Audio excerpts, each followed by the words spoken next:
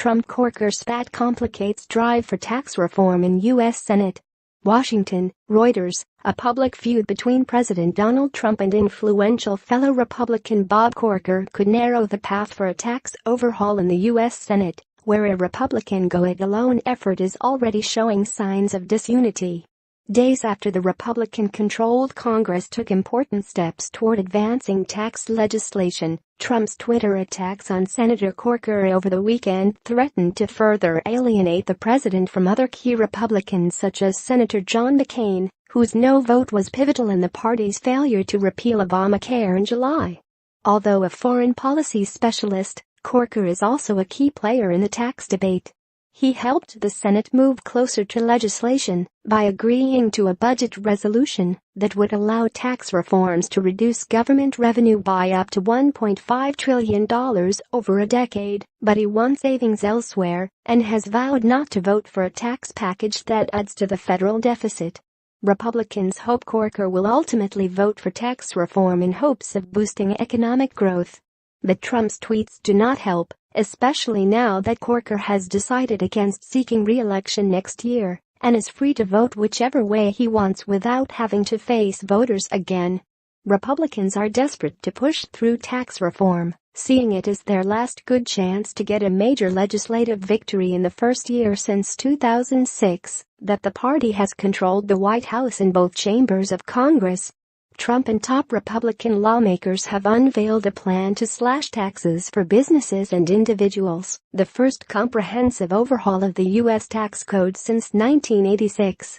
They hope to get it done by January. The tax push has been dogged by delays and distractions such as Trump's criticisms of his own party's leaders, including Senate Republican leader Mitch McConnell and House of Representatives Speaker Paul Ryan.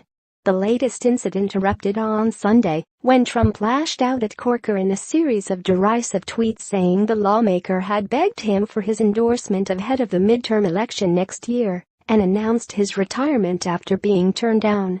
Corker replied by describing the White House as an adult daycare center and told the New York Times that Trump risks setting the country on the path to World War III.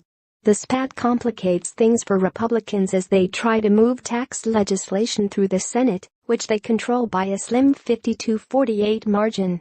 Most Democrats oppose the plan, and Republicans cannot pass it if they lose support from more than two lawmakers of their own party.